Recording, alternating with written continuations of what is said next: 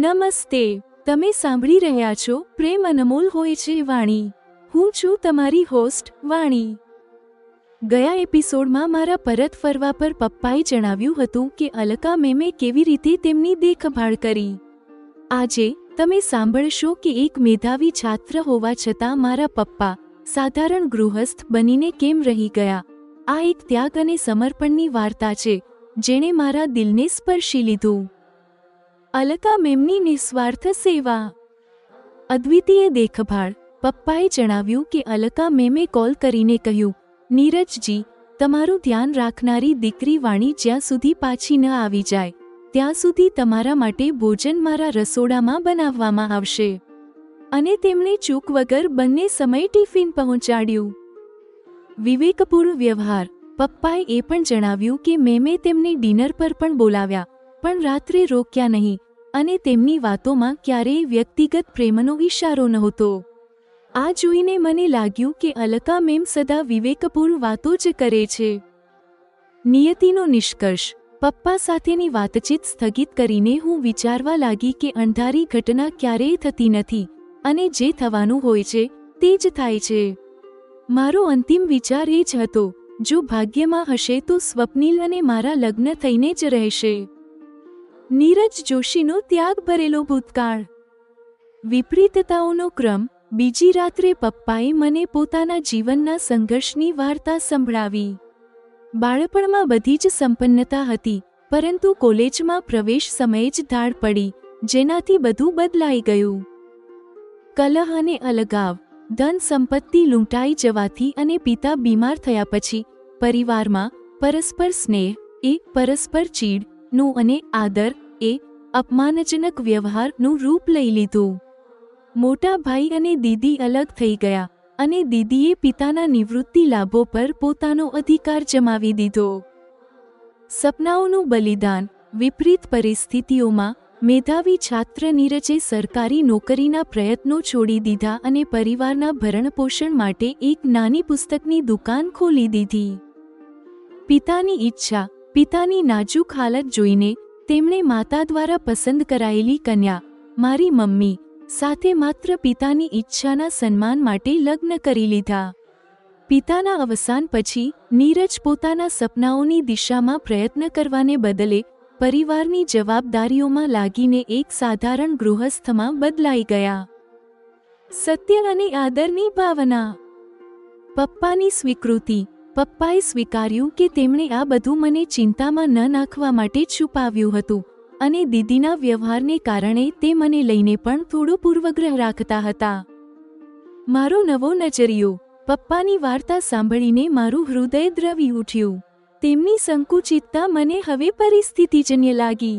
તેમના ત્યાગ અને સમર્પણ સામે તેમની ખામીઓ નગણ્ય હતી. તેમના સારા ગુણોની તુલનામાં આ ખામીઓ નગણ્ય જ છે. તેઓ એક મનુષ્ય જ તો છે. જો થોડા દોષ તેમનામાં ન હોત તો શું તેઓ દેવ ન બની ગયા હોત? મારા પપ્પાની આ સંઘર્ષ ગાથાએ મારા દિલમાં તેમના પ્રત્યે વધુ પ્રેમ અને શ્રદ્ધા ભરી દીધી છે. શું પપ્પાનો આ ત્યાગ મને સ્વપ્નિલ સાથે લગ્ન કરીને અમેરિકા જવાના નિર્ણય પર પુનર્વિચાર કરવા મજબૂર કરી શકશે? એક સાધારણ ગૃહસ્થના અસાધારણ ત્યાગની આ વાર્તા. પ્રેમ અનમોલ હોય છે વાણીમાં. તમે સાંભળશો. એપિસોડ 60. નિયતિનું ચક્ર. નીરજજીનો સંઘર્ષ અને ત્યાગની વાર્તા. અલકાજીએ મને કહ્યું હતું, નીરજજી, તમારું ધ્યાન રાખનારી દીકરી વાણી જ્યાં સુધી પાછી ન આવે ત્યાં સુધી તમારા માટે ભોજન મારા રસોડામાં બનાવવામાં આવશે. તમારા માટે બંને સમયનું ટિફિન ઘર કે દુકાન જ્યાં તમારી અનુકૂળતા હશે મારા દ્વારા પહોંચાડવામાં આવશે. જેવું અલકાજીએ કહ્યું હતું તેવું જ તેમણે ચોક વગર સુનિશ્ચિત પણ કર્યું છે. તેમના કર્મચારીઓમાંથી કોઈ એક મેં જણાવેલા સમયે અને સ્થળે ટિફિન લઈને રોજ બંને સમય આવતો રહ્યો હતો. પપ્પાના કહેવામાં મેમ પ્રત્યે આભાર સ્પષ્ટ દેખાય છે. શું આજ પહેલા પણ તમે મેમના ઘરે ક્યારેય ગયા હતા? મેં પૂછ્યું છે. હા, શનિવારના દિવસોમાં ડિનર માટે બહેનજીએ મને પોતાના ઘરે જ આમંત્રિત કર્યો છે. ત્યારે 2 વાર હું તેમના ઘરે ગયો હતો. બંને વાર તેમણે મને રાત્રિ વિશ્રામ માટે પોતાના ઘરે જ રોકવાનો પ્રયત્ન કર્યો હતો. રાત્રે સૂના ઘરમાં ચોરી ન થઈ જાય, મને ડર રહે છે. આ મેં તેમને જણાવ્યું હતું. પછી તેમણે કોઈ આગ્રહ કર્યો નહોતો, પપ્પાએ જણાવ્યું. જ્યારે તમે ત્યાં ગયા ત્યારે કઈ બાબતે વાતો થઈ હતી? હું તેમનું મોઢું જોઈ રહી છું. એકવાર તો તેમણે મારા કોલેજ દિવસોમાં 40 વર્ષ પહેલા આયોજિત કરાયેલા એક વાદ વિવાદની વાત કરી હતી. બીજી વાર વાણીના હવે લગ્ન કરાવી દેવા જોઈએ કહેતા તેમણે તારા વિશે વાતો કરી હતી, પપ્પાએ જણાવ્યું છે. બંને મળશે તો આવી જ વાતો કરશે, મને તેની આશા હતી. મારા પૂછવા પર થોડા વિસ્તારમાં તેમણે બંને વખતની ચર્ચા જણાવી દીધી છે. વાદ વિવાદવાળી વાતોમાં મેં પપ્પાને એ નહોતું જણાવ્યું કે તેઓ તેમને પ્રેમ કરવા લાગ્યા હતા. એવી જ રીતે મારા લગ્નની ચિંતા કરતા તેમણે મારી ખૂબ પ્રશંસા તો કરી હતી, પરંતુ પપ્પાને એ નથી જણાવ્યું કે તેઓ મારા લગ્ન પોતાના ભત્રીજા સ્વપ્નિલ સાથે કરાવવા માંગે છે. સ્પષ્ટ છે, મેમ સદા વિવેકપૂર્ણ વાતો જ કરે છે.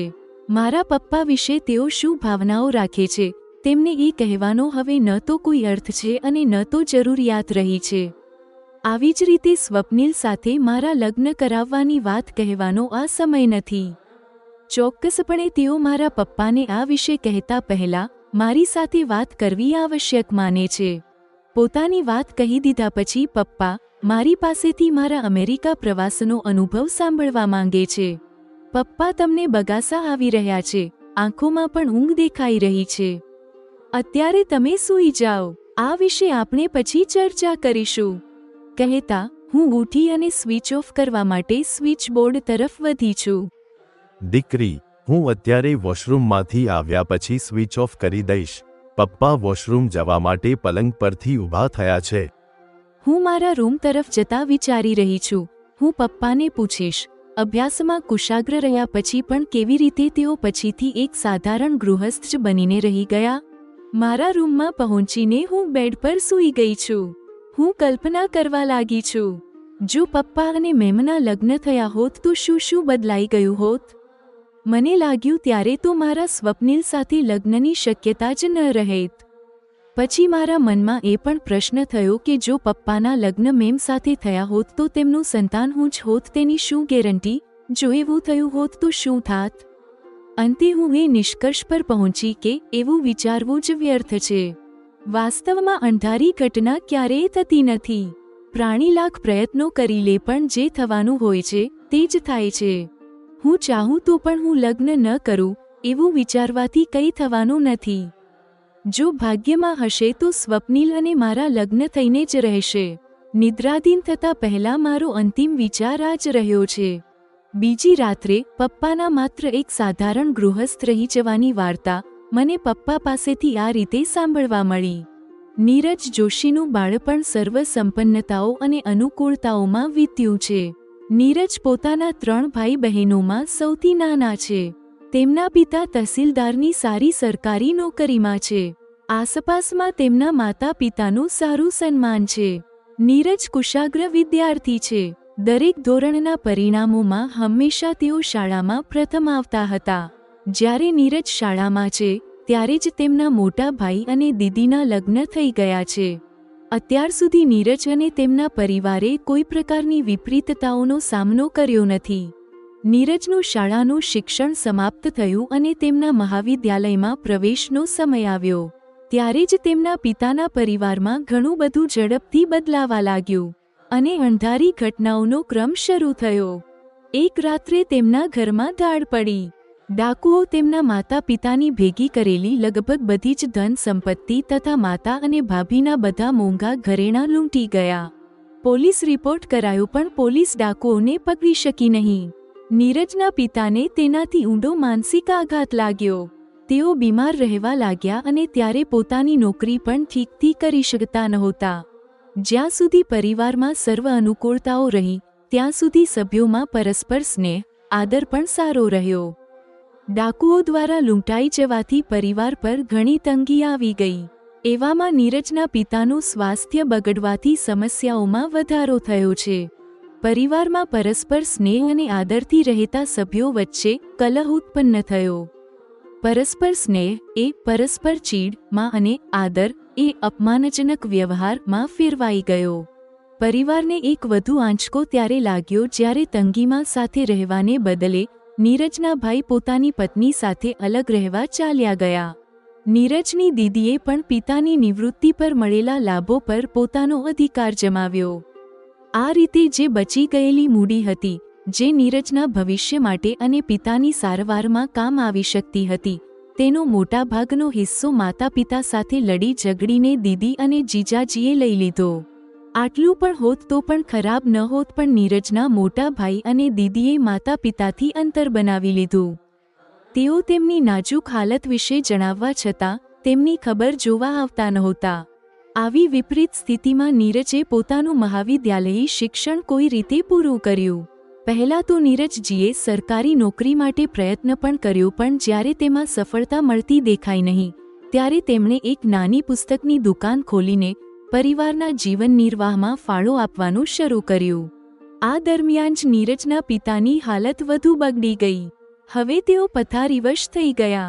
ત્યારે નીરજની માતાએ નીરજને કહ્યું, બેટા, તારા પિતા તારી વહુનું પરિવારમાં આગમન પોતાના જીવતે જીવ જોઈ લેવા માંગે છે. તેઓ કહે છે, મારો ભરોસો નથી, હું ક્યારે દુનિયા છોડી જાઉં. નીરજને કહે, તે જલ્દી લગ્ન કરી લે. હું આંખો મીંચતા પહેલા વહુની એક ઝલક જોઈ લેવા માંગુ છું. ત્યારે નીરજે પિતાની માનસિક અને શારીરિક હાલત જોઈને તેમની ઈચ્છાનું માન રાખવાનો નિર્ણય કર્યો. નીરજે પોતાની માતા દ્વારા જોવાયેલી અને પસંદ કરાયેલી કન્યા સાથે લગ્ન કરી લીધા. નીરજને પત્ની સારી મળી ગઈ. તેમના પિતાએ પણ વહુના ગૃહ પ્રવેશ પર હર્ષભેર સ્વાગત કર્યું. ત્યારે નીરજના લગ્નના 3 મહિના પૂરા થતા પહેલા જ તેમના પિતા આ અસાર સંસારને સદા માટે છોડી ગયા. આ રીતે નીરજ, જે કુશાગ્ર બુદ્ધિના ધારક હતા, તેઓ પોતાની માતા અને નવવિવાહિત પત્નીના ભરણપોષણ માટે પોતાની નાની એવી દુકાનમાં વ્યસ્ત થઈ ગયા. આવી રોજિંદી વિપરીતતાઓ સામે ઝઝૂમતા અને સંઘર્ષ કરતા ક્યારેક વિશિષ્ટ વિદ્યાર્થી રહેલા નીરજ એક સાધારણ ગૃહસ્થમાં બદલાઈ ગયા. પપ્પાએ જણાવેલી વાર્તાથી મારું હૃદય દ્રવી ઉઠ્યું છે. પપ્પા, તમે કે મમ્મીએ ક્યારેય પહેલાં અમને તમારા સંઘર્ષ વિશે જણાવ્યું નથી. બની શકે કે તેનાથી મારી જે ફરિયાદ રહી હતી કે તમે મને ત્રીજી ભણવા મોકલી નથી, તે મને ન રહી હોત, મેં ઉદાસ થઈને કહ્યું છે. અમે તમને બાળકોને તેની ચિંતામાં નાખવા માંગતા નહોતા, એટલે અમે આ વિશે ચર્ચા કરવાનું ટાળતા હતા. સાથે જ મારી દીદીએ અમારા પિતાના અંતિમ સમયે જે કલહ કર્યો, તેનાથી હું તને લઈને પણ થોડો પૂર્વગ્રહ રાખતો હતો. હું વિચારતો હતો, એક દિવસ તું પણ તારા સાસરે જઈશ, ત્યારે બની શકે તું પણ મારી દીદી જેવું જ કોઈ અપ્રિય દ્રશ્ય અમારા પરિવારમાં નિર્મિત કરીશ. મેં મયંકના શિક્ષણને તો પૂરી ગંભીરતા આપી હતી. તારા વિશે હું મારી જવાબદારી તારા લગ્ન કરાવી દેવા સુધી માનતો હતો. આજે પપ્પાએ ભાઈ અને મારા ઉછેરમાં પોતાના કરેલા ભેદભાવવાળા સત્યને સ્વીકારવામાં કોઈ સંકોચ કર્યો નથી. હવે આ જાણ્યા પછી પણ હું તેમના આદર અને જવાબદારી નિભાવવામાં કોઈ કમી નથી રાખવાની. ચોક્કસપણે પપ્પા આ સત્ય સમજી ચૂક્યા છે. મને પપ્પા પ્રત્યે સહાનુભૂતિ જ થઈ છે. તેઓ સ્વાર્થી નથી. તેમણે પોતાના માતા પિતા પ્રત્યે પોતાની ફરજ નિભાવવામાં કોઈ ચૂક કરી નહોતી. જ્યારે નીરજજીની માતાએ તેમના પિતાની ઈચ્છા જણાવી, ત્યારે તેમણે લગ્ન પણ કરી લીધા હતા. જો કે તેનાથી તેમને એક ખૂબ જ સારા જીવનસાથી, મારી મમ્મી, મળી ગયા હતા. છતાં તેમની સાથે લગ્ન તેમણે પોતાની માતાની ઈચ્છાનો આદર કરતા જ કર્યા હતા. તેમણે પોતાની માતા સાથે કોઈ પ્રકારનો તર્ક વિતર્ક કર્યો નહોતો. પરિવારની વિપરીત સ્થિતિમાં જે શક્ય છે તેનાથી જ તેમણે પોતાની નાની પુસ્તકની દુકાન શરૂ કરી હતી. તેઓ પરિવારના ભરણપોષણમાં સમર્પિત ભાવથી લાગી ગયા હતા. એક મેધાવી વિદ્યાર્થી રહેતા તેમના જે પણ સપના રહ્યા હશે તે દિશામાં પ્રયત્ન કરવાને બદલે તેમણે પરિવારના હિતમાં જે શક્ય છે તે નાનો વ્યવસાય કરવામાં સંકોચ કર્યો નહીં. તેઓ તન મન ધનથી પોતાના ખભા પર આવી ગયેલી જવાબદારીઓના વહન કરવામાં લાગી ગયા. નીરજની સિદ્ધિઓ અને યોગ્યતાઓ શાળા કોલેજના દિવસોમાં શું રહી હતી તેમણે ક્યારેય પાછું વળીને જોયું નથી. કોઈ ફરિયાદ રાખ્યા વગર તેમના જીવનમાં જે કામ આવશ્યક થયું તેને જ પૂરા કરતા રહ્યા છે. તેનાથી તેઓ મને એક સાધારણ વ્યક્તિ લાગતા રહ્યા છે. હવે જ્યારે મેં તેમના ત્યાગ અને સમર્પણ પ્રધાન જીવન વિશે જાણી લીધું તો તેમના પ્રત્યે મારા આદર અને શ્રદ્ધાના ભાવમાં વધારો જ થયો છે. જે થોડી ભૂલો તેમનાથી થઈ અને તેમના વિચારોમાં સંકુચિતતા રહી, હવે તે મને પરિસ્થિતિજન્ય લાગે છે. તેમના સારા ગુણોની તુલનામાં આ ખામીઓ નગણ્ય જ છે. તેઓ એક મનુષ્ય જ તો છે. જો થોડા દોષ તેમનામાં ન હોત તો શું તેઓ દેવ ન બની ગયા હોત? જેમિનાઈની સમાલોચના અને પ્રસ્તુતિ નિર્દેશો. એપિસોડ 60 સમાપ્ત.